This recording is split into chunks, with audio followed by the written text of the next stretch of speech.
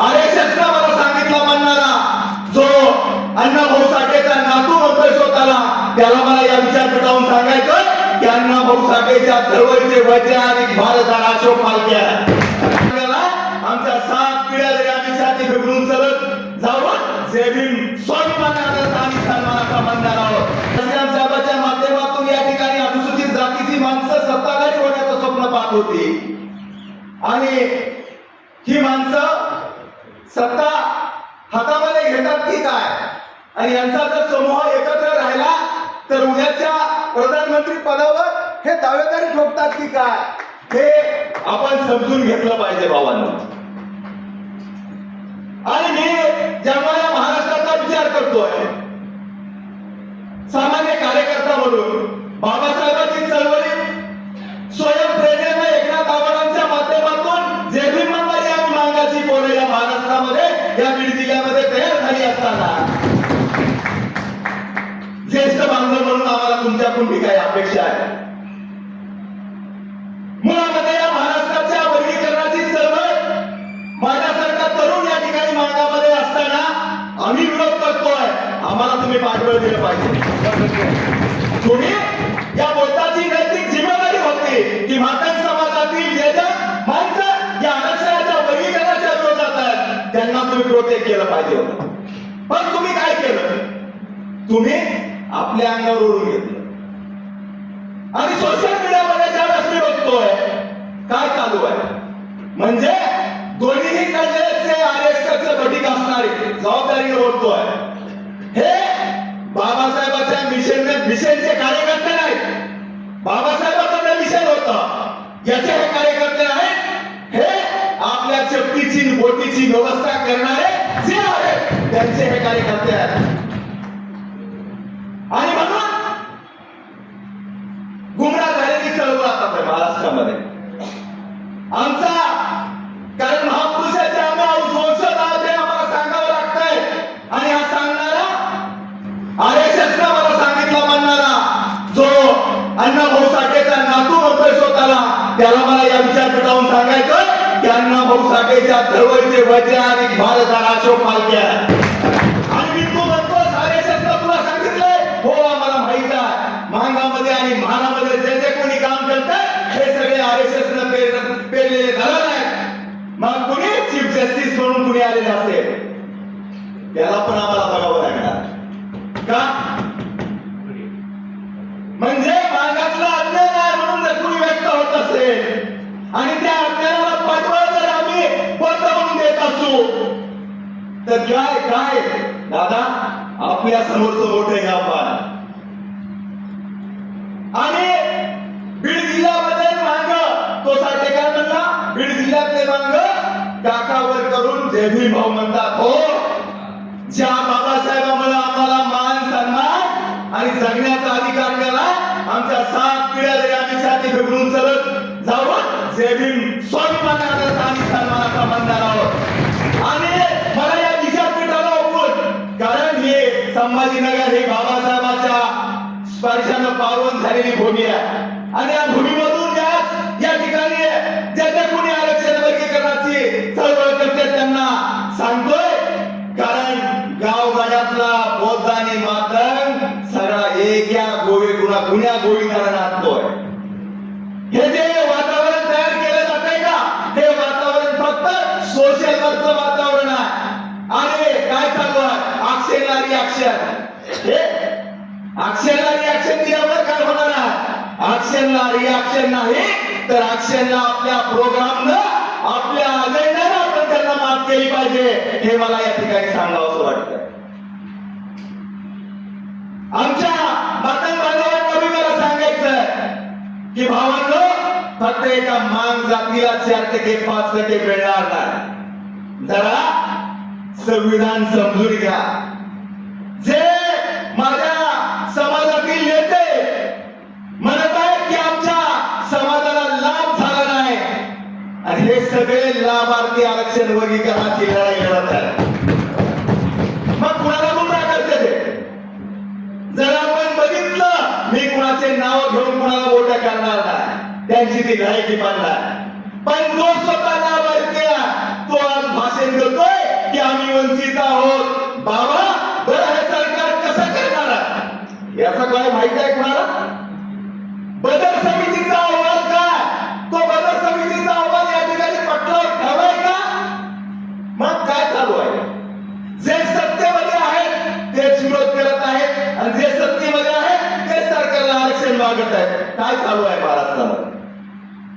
या महाराष्ट्रामध्ये काय चालू आहे याच्याकडे डोळस नजरेनं आपण बघायचं जिम्मेदारी आपली आहे.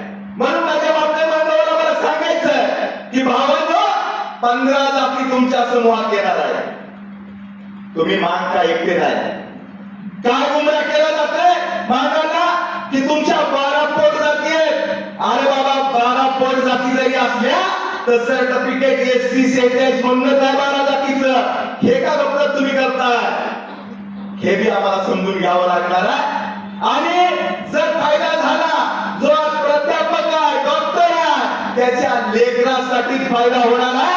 माझा इडभट्टीला जाणाऱ्या बांधवासाठी, माझ्या ऊसतोडी मजुरी म्हणून जाणाऱ्या मायग्रेट होणाऱ्या माझ्या बांधवासाठी याचा फायदा होणार नाही. हे माझ्या बांधवांनी समजून घेतलं पाहिजे. का आमचा विरोध आहे? हो मी विरोध करतोय का? तर आमची 25 लाख जर लोकसंख्या असेल तर लोकसंख्येच्या प्रमाणामध्ये काही आमचे नेते म्हणत आहेत त्या पद्धतीने झालं पाहिजे. भावांनो लोकसंख्येच्या प्रमाणात काही खेळापट नाही, जोगावी नाही लोकसंख्येला देण्यासाठीचा. हा तुमच्या समूहाला मिळालेला तो अधिकार आहे. का तर दबून पिचून म्हणजे हजारो वर्ष तुम्ही गुलाम होताय आणि म्हणून ती तुम्हाला संधी तुमच्या जातीमुळे आणि समुदायामुळे मिळालेली आहे. काही माझे बांधव म्हणतात की बोधांनी महाराजांनी लय खाल्लं. अरे बाबा त्यांनी लय खाल्लं असलं तर अनुसूचित जातीमध्येच त्यांनी होते, त्यांना जर फायदा झाला असेल म्हणजे त्यांना तरतूद होती ना आरक्षणाची. मग त्यांना तरतूद नव्हती का? त्यांनीच खाल्लं काय? जर भाषण बघितले आणि तो इंसे नावाचा तुमच्या जालन्याचा शेजारी असणारा तो म्हणतोय की हा महाराष्ट्र फुले शाहू बाबासाहेबांचा नाही, अण्णाभाऊंचा नाही.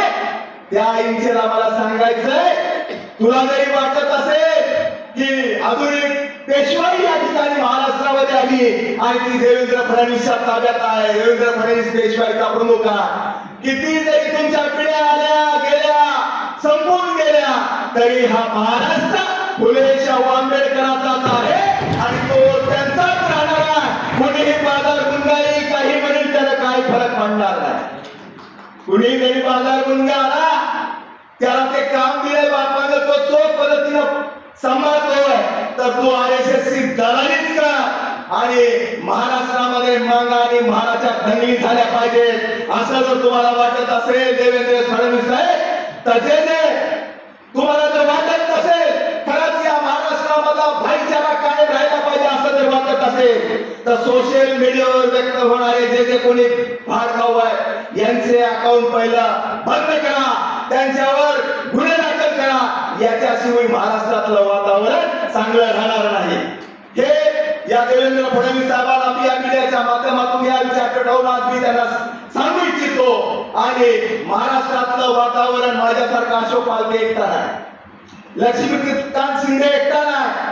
आम्ही मुख्यमंत्री साहेबांना भेट मागतोय. दादा आज 25 दिवस झालं आम्हाला मुख्यमंत्री भेट देत नाही कारण आमचं निवेदन हे अनुसूचित जातीचं उपवर्गीकरणाच्या विरोधातलं आहे म्हणून आम्हाला भेट सध्या मिळत नाही. म्हणजे हे षडयंत्र आणि हे षडयंत्र ओळखून आपल्याला पावलं टाकावी लागणार आहे आणि ते पावलं आपल्या मधला आपसी भाईचारा कायम राहील या पद्धतीने राहिले पाहिजे. अहो आम्ही बाबासाहेबांची जाती अंकाची चळवळ लढणारे आम्ही कार्यकर्ते आहोत. आम्ही फक्त भाषणबाजी करणारे नाही. हे बी आपण समजून घ्या.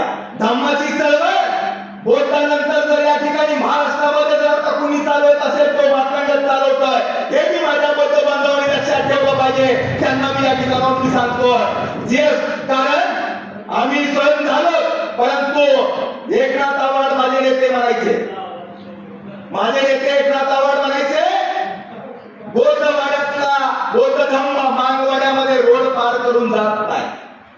हे इथल्या बौद्धाला चॅलेंज वाटतंय का नाही? हे इथल्या म्हणजे युरोप मधला ख्रिश्चन धर्म मागवण्यात येतो, परंतु बौद्धवाड्यातला बौद्ध धर्म रोड पार करून मागवण्यात जात नाही. हे इथल्या बुद्धाला चॅलेंज वाटते का नाही असं एकनाथरावजी आवाळसाहेब करायचे. आणि तीच धम्माची चळवळ एकनाथ आव्हाडाला यावं लागलं भागामध्ये या ठिकाणी पुनर्जीवित करण्यासाठी. तीच धम्माची चळवळ जी दादा कांबळेला मागामध्ये घेऊन जावी लागली. तीच धम्माची चळवळ आज या ठिकाणी शिंदे जे असतील लक्ष्मीदास शिंदे ते घेऊन जात आहे. मग मागे चळवळीत नाही. हा जो प्लेन तुम्ही येला होता त्या प्लेनचा मी या ठिकाणी मी विचारपीठावर निषेध करतो. वेळ भरपूर झालाय, मला 5 मिनिटाची संधी दिली होती. मी भावांनो, आपण जबाबदार आंबेडकरवादी म्हणून काहीतरी निर्णय घेऊन या ठिकाणून बाहेर पडावं आणि आजच्या या जी आपली जागर परिषद होती या जागर परिषदेमधून ठराव घ्यावे अशी मी संयोजन समितीला विनंती करतो आणि याच ठिकाणी थांबतो. जय भीम, जय भारत.